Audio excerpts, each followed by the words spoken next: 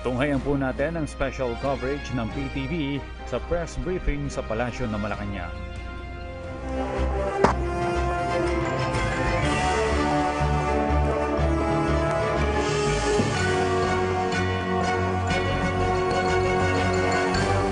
Good afternoon, Malacanang Press Corps. Let's now have Presidential Spokesperson Salvador Panelo. Good morning, sir. Good afternoon, sir. Good afternoon, MPC.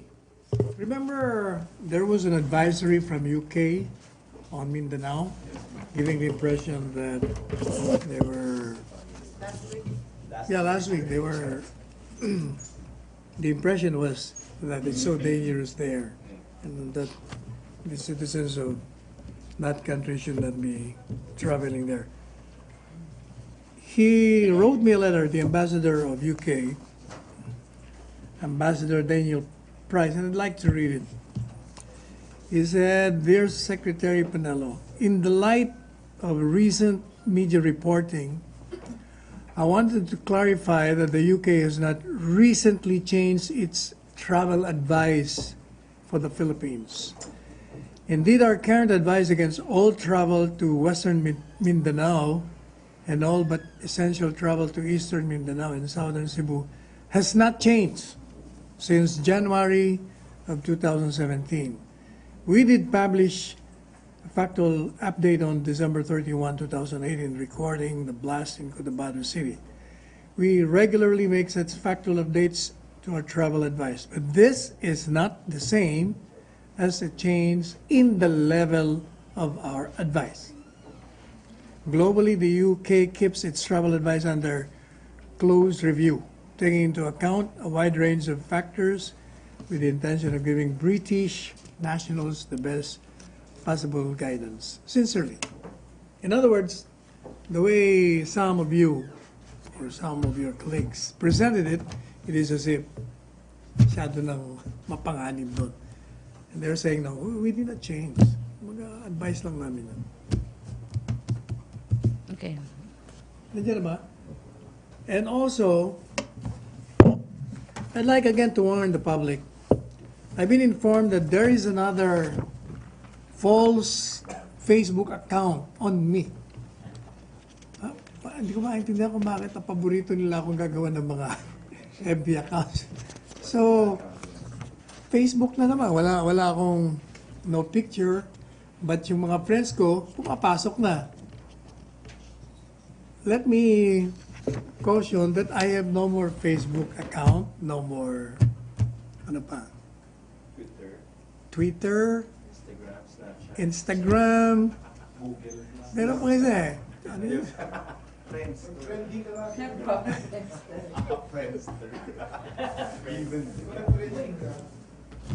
Parang they always believe. Siguro gagamitin na naman yan to get money. Kasi they've been successful eh.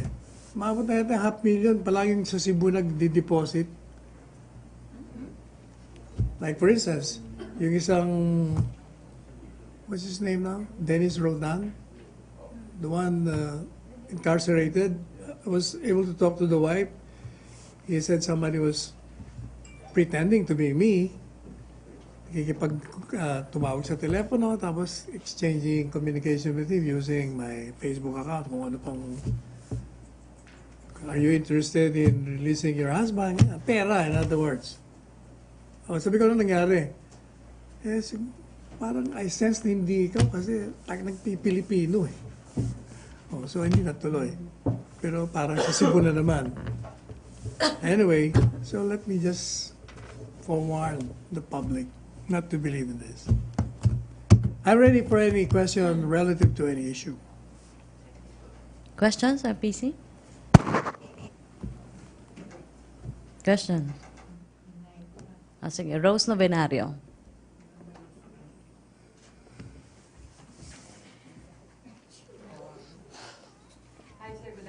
Good afternoon. Sir, may statement yung NUJP na inaakusahan yung PCOO na nasa likod ng red baiting sa kanilang hanay or red tagging.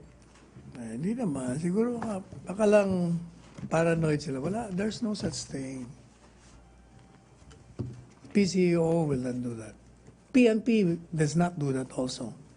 As explained by PNP chief, as part of their intelligence work, they receive any info on a particular member, then they do some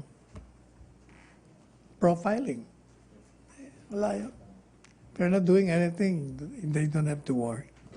Pero paglabag po yun sa Data Privacy Act ayon sa DepEd. Yung profiling ng ACT members. When you say profiling, ano bang ginagawa? Profiling lang. Nanghihingi raw po kasi ng mga personal details ng mga guro. Like, Yung PNP.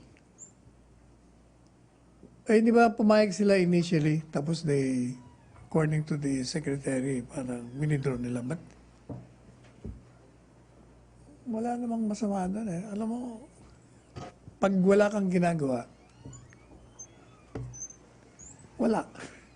Wala Pero ka dapat tingin niyo, na sir, ikatawag. hindi paglabag sa Data Privacy Act yun, yung ganon, paghingi ng personal details ng kahit na sinong tao? Depende. Kung meron ka, kung iniimbestigahan nga ng isang in connection with a crime, eh, hindi masama yun. It's part of the investigation. Pero if you're going to do that just to harass, definitely, you're committing a crime. Thank you. And we will not allow it. Pia Gutierrez. Yeah. Hi, sir. Sir, what does Palace have to say about the incident involving Michael Dino, presidential assistant to the Visayas yesterday? Nilanding daw po niya naglanding yung chopper niya sa Ultra Pasig while ongoing yung isang DepEd sports event. I asked Secretary Michael Dino about it, and he explained it in this way. He said he was going to attend an event, and they were going to pick up someone there.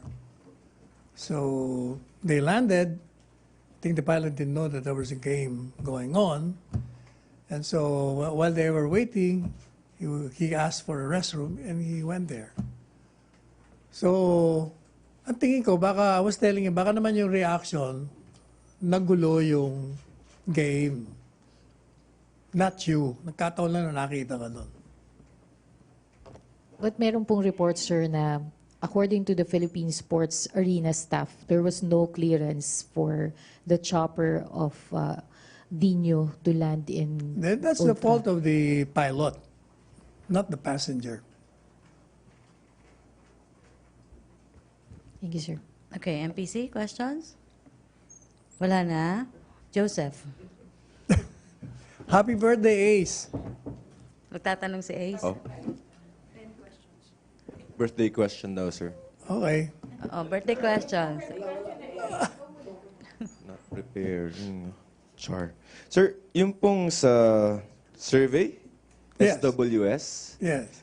you mentioned the you gave us Yes. a statement already, but for soundbite purposes, no? The survey says there's an 11-point increase in the number of percentage of people who believe or worried that the Yeah. president has health problems. Comment, please. Yes, as I said in my statement, that shows that there is an increase in people worrying and caring for the president. They want this president to remain in office. They don't want to be deprived of the change that they have seen in his governance. That's how I see it. Sir, don't you see this as a parang, given that perception, sir, wala ba tayong nakikitang need for the palace, for the president to be a little more transparent about the president's health? But he's in fact the most transparent president. He keeps on telling us, eto ang sakit ko, may sakit ako sa... Wala nga akong alam na presidente ganun eh. Siya nga ang pinaka-transparent eh. Ace. Ay, sorry, may tatanong ka pa. Ace. Ace Romero. Sec follow-up lang doon. Yes. Is it also possible that the survey results mean that the people are not convinced that the president is not that healthy? As I said, nakikita sa kanyang panicing schedule. Mm. Yeah, I think they're worried na may sakit siya. Mm. But yung hindi naniniwala na may sakit siya, I think, ang tingin nila kay Presidente, kasi si Presidente mismo, kumisa nagpapakwela na may cancer, na mga mamatay, ganyan ang estilo niya. But his body language, his actions, his activities, all negate the fear that this man is sick or nearing death or is incapable of continuing. Lahat Will these survey results prod Malacanang to yield to demands for the President to release regular updates about his health? Regular nga update siya sa sarili niya. Pag Hindi may yung official na bulletin, mga ganon. Kasi di ba may nagdedemanda ng mga non before? Will this survey convince Malacanang to release No, those it updates? will not because the Constitution requires serious illness. The President knows he is not in serious illness, kaya he's not obligated to release anything about his condition. Salamat, Sec. Questions? Pia. Yeah. Sir, on the latest rant of President Duterte against COA editors, does the President want to implement changes or improvements with the way that the COA auditors are doing their job so as not to meddle or slow down government transactions like what the President is alleging? I think the remarks of the President, which was delivered in playful jest, actually was a criticism that COA should apply, even if the rules are very strict, you can liberally construe it within the ambit of the law that will not delay the delivery of services. That's one. The other thing is, I think it's addressed to Congress. If there are provisions there that will impair the delivery of services, then Congress should amend the procedures of the auditing protocols. For instance, if the requirement is 100 days, o pwede mong gawing 25 days, di ba? Ano yan eh? It requires, on the part of COA, creativity and dexterity. They can bend a little, but not in derogation of the provisions of the law, but still within the ambit. Sir, could you give us examples? Like for instance, kung ang requirement mo sa bidding, for instance, merong number of days na kailangan mag-submit ka ng ganito, pwede mo namang i-reduce yun. Kasi usually, matagal talaga ang processing eh. So you simplify the bidding procedures para hindi matagal. Kung maraming requirements, mahihirapan yung mga aplikante o yung bidder, o di tanggalin mo. Sir, is the palace concerned that the President's recent remarks, actually, pangalawa na ito na nag-threaten siya or he commented on, or he made statements about doing violence to COA editors. Don't you think na his statements diminish yung respect for the institution, Not really. the integrity Actually, of the institution? if you look at the way he delivered it, it shows that he was just expressing an exasperation. He is visibly vexed dahil nadidelay yung mga project ng gobyerno. Yun lang naman yun. Naiinis. But does the President But that's not that threat. Okay, sir. It's But not. does he still acknowledge the fact that the biggest, corruption scandals in his administration was exposed by the Commission on Audit? For example, yung sa Department of Tourism, which led to the resignation of the former Secretary of DOT. In fact, he always welcomes any information leading to the discovery of any corruption or scandal. Mas gusto niya nga yun eh. Para nakakagawa siya ng aksyon. This presidency has been telling all of us that we have to cooperate with each other. How can I do this if you don't tell me? So Gusto niya yun. he acknowledges the role of COA Oh, definitely. in his campaign against corruption. Sinasabi niya lang government. yan, yung mga rules ninyo, pag masyado kayong stricto na pwede namang liberal no, without violating the law, para lang pahirapan niyo yung mga ibang tao. Alam mo kasi tayo mga Pilipino, if we want to sit on a contract, on anything, uupuan lang natin eh. Pag ayaw natin yung karap natin, ganyan ang Pilipino eh. Kaya maraming delay in delivery of services. O kahit sa opisina ng gobyerno, palaging pumapasok yung kultura natin eh. Hindi public interest ang issue kumisan yung sarili natin. Pag naiinis tayo, nabibex, inuupuan natin. Kaya tagal, ang bagal. Kaya si Presidente, pumuputok, gagalit. Last na lang, sir. Don't you think that exasperation should be addressed not only to COA auditors but to other government officials as well? When the President expresses something against a particular situation, then it refers to every agency with a similar, identical situation. Thank you, sir. Okay, RJ? Sir, the president mentioned last night that the Israel and the There US. is, The president mentioned last night that Israel and the U.S. are assisting the government in fighting NPAs, the communist rebels. What specific agreements do we have with these countries, sir, in relation to the communist rebels? I think I would refer you to the Secretary of National Defense. He's more knowledgeable on that. Okay. Okay, MPC questions?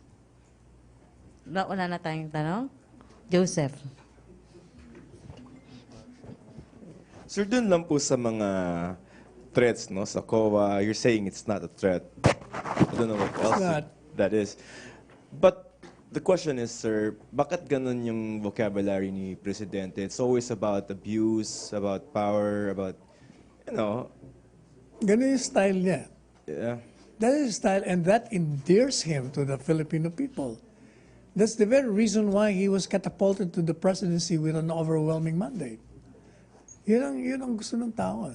Transparent siya. Pag galit siya, sinasabi niya. Para naman hindi masyadong masakit ang dating sa kanila, ginagawa niyang kumisang katatawanan. Pero nandun pa rin yung, the message is not lost to the listeners. It is always lost to his critics and detractors who cannot see anything good to what this president does. No more? Bernadette? Oh, Bernadine. Sir, I just want the palace reaction to the recently released Economist Intelligence Unit's Democracy Index po, showing that Philippines is now ranking 53rd out of 167 countries po. It noted that Asia's score in the democracy improved marginally in 2018, but they specified that there were dampeners such as the legal attacks made by the Philippine government against any form of opposition, among others po. So what is the palace stand on this po, sir? No, they're the ones acknowledging that there was an increase. Ang sinasabi nilang dampener, yun daw mga criticism, opposition. Because they're listening to that. Kung hindi sila nakikinig dun sa mali, it will not affect our rating. But sir, our ranking po slipped po from 51 po last year, naging 53rd na po tayo, sir. So don't you think this is the reason po why we slip in this year's rankings po? Because nga, according to them, because of this, from the point of view of the opposition and detractors and critics, meron mga violations ng human rights. Pero kung wala yon, hindi tayo babagsak sa rating. So huwag sila makinig dun sa mga kritiko na wala namang basis. So sir, ibig sabihin po, kung wala yung legal attacks from the opposition, hindi naman po tayo Hindi na magkakaroon ng... sinasabi nila. Hindi ba sinabi niya, there was a marked increase, kaya lang may mga ganito, ganyan.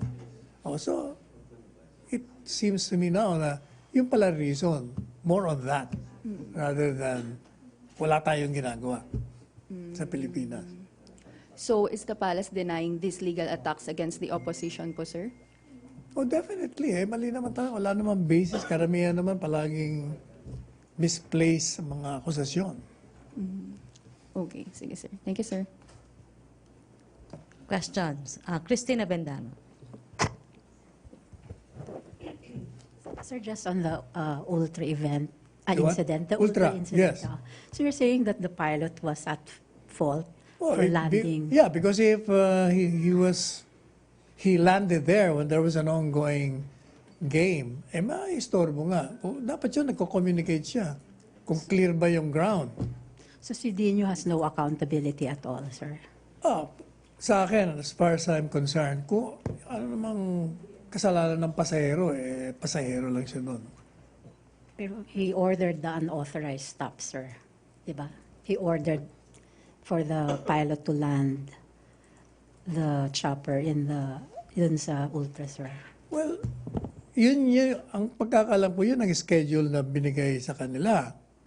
But the pilot should have known that kasi you're supposed to have clearance eh. Magpapaalam ka muna kung saan ka pupunta. Sa unang-una, hingi ka ng clearance sa tower kung pwede ka na mag-take off. Tapos kung saan ka magla-landing, dapat alam mo na clear doon. Mali ang piloto doon. So would he be charged, sir, if ever? O dapat mayroon nagre-reklamo doon sa ginawa ng piloto.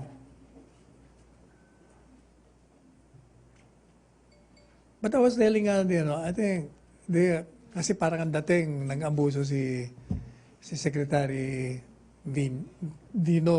Ang tingin ko doon, nagkataon lang na nandun ka, nakita mukha mo doon. Pero ang reaction palagay ko ng mga tao doon, yung naggulo. Ginambala niya yung game ng chopper na yun. Yun yun. You know, when you're in the public office, talagang maraming, you're open to a lot of But shouldn't he criticism. But shouldn't he also take the blame if ever, sir? Si Dino. Yun kung alam niya. Responsibility. Kung alam niya na doon, na merong game, dapat siya, mali siya as an official. Pero kung di naman niya alam, kung pasahero ka lang, like when you ride in an airplane and then like me, I sleep kaagad. Malay ko ba kung ano nangyayari doon? So hindi natin. That's why when somebody sent that Twitter to me, tinext ko kaagad siya, ano ba yung istorya? So he told me about it. Joseph? Would you know kung sino, question ko ni Ina, would you know kung sino yung pinick up doon? Because in the video, there was a guy hindi ko na alam. naka-red. Hindi ko alam. You No. didn't ask the secretary? Hindi ko alam eh. I will ask Secretary, Secretary Mike, if you're listening, you're watching, text me now. Okay, sir. Okay, no more questions? Okay na tayo? Birthday boy. Birthday boy. Okay, thank you. Okay, thank you, MPC. Thank you, Presidential Spokesperson Salvador Panelo. And back to our main studio sa Radyo Pilipinas and People's Television Network.